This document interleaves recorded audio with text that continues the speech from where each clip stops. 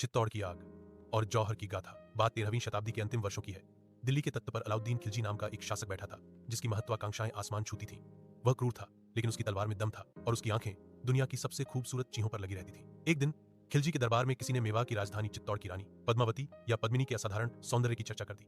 कहा जाता था कि रानी ऐसी रूपवती थी कि उनके सामने चंद्रमा की कला भी फीकी पड़ जाए। यह सुनकर अलाउद्दीन का हृदय लोभ से भर उठा।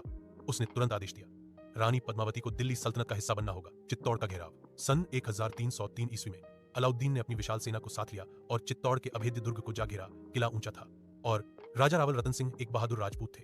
महीनों तक घेराबंदी चली, पर किला झुकने को तैयार नहीं था। हताश होकर अलाउद्दीन ने एक धूर्त चाल चली। उसने राजा रतन सिंह को एक शांति प्रस्ताव भेजा, जिसमें कहा गया था कि वह रानी को लेने नहीं, बल्कि उनके सौंदर्य की केवल एक झलक देखने आया है, ताकि वह अपने सैनिकों का मनोबल बढ़ा सके। राजा रतन सिंह ने राजपूत धर्म की मर्यादा मानते हुए यह प्रस्ताव स्वीकार कर लिया, लेकिन एक शर्त रखी, रानी सीधे नहीं बल्कि एक दर्पण शीशे में अपनी परछाई दिखाएंगी। धोखे का जाल खिलजी महल के भीतर आया। जब उसने दर्पण में रानी पद्मावती की झलक देखी तो उसका लोभ उन्माद में बदल गया।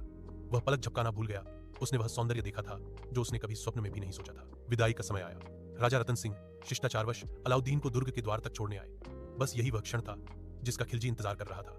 जैसे ही राजा द्वार पर पहुंचे, खिलजी के छिपे हुए सैनिकों ने झपटकर उन्हें बंदी बना लिया और अपने खेमे में ले गए। अलाउद्दीन ने संदेश भेजा, अगर रानी पद्मावती स्वेच्छा से मेरे पास आ जाए तो राजा रतन सिंह को मुक्त कर दिया जाएगा। 700 पालकियों का रहस्य। रानी पद्मावती ने यह संदेश सुना, पर वह टूटी नहीं।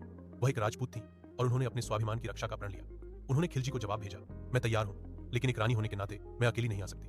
मेरी 700 दासियां मेरे साथ आएंगी। खिलजी खुशी से फूला न समाया। 700 पालकियों को दिल्ली के शाही खेमे में आने की अनुमति दी गई। ये पालकी ब ब ब ब ब ही थी और बाहर से बंद। लेकिन उन पालकियों में दासियां नहीं थीं। उनके भीतर मेवाड़ के चुने हुए वीर राजपूत सैनिक बैठे थे, जो अपने राजा को छुड़ाने का प्रण लेकर आए थे। जैसे ही पालकियां खिलजी के खेमे में पहुंची, पालकियों का पर्दा हटा और राजपूत सैनिक जय भवानी का उद्घोष करते हुए बाहर निकले। घमासान युद्ध छिप गया।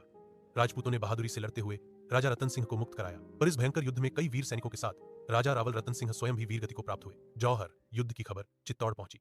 किले में बैठी रानी पद्मावती जान चुकी थी कि उनका राजा अब नहीं रहा और अलाउद्दीन खिलजी अब किले के अंदर प्रवेश करने ही वाला है। उन्होंने तय किया कि वह मर जाएंगी, पर अपनी पवित्रता और सम्मान को खिलजी के हाथ नहीं लगने देंगी। रानी ने महल की सभी रानियों और महिलाओं को इकट्ठा किया। करीब 16,016 महिलाओं ने रानी का अनुसरण किया। किले के भीतर एक विशाल चिता तैयार की गई। रानी पद्मावती ने एक एक करके सभी महिलाओं के साथ उस जलती हुई आग में छलांग लगा दी। यह था जौहर आत्मसम्मान की रक्षा के लिए किया गया सामूहिक आत्म बलिदान। जब कुछ देर बाद अलाउद्दीन खिलजी अपने विजयी सैनिकों के साथ किले में घुसा, तो उसे सिर्फ जलती हुई चिता की गर्मी और उदास राख मिली। जिस सौंदर्य को पाने के लिए उसने इतना रक्त बहाया था, वह उसके हाथ नहीं आया। चित्तौड़ की भूमि पर उस दिन खून की नहीं, बल्कि सम्मान और आत्म बलिदान की गाथा लिखी गई। यह कहानी हमेशा राजपूतों के शौर्य और महिलाओं के स्वाभिमान की मिसाल बनकर अमर रही।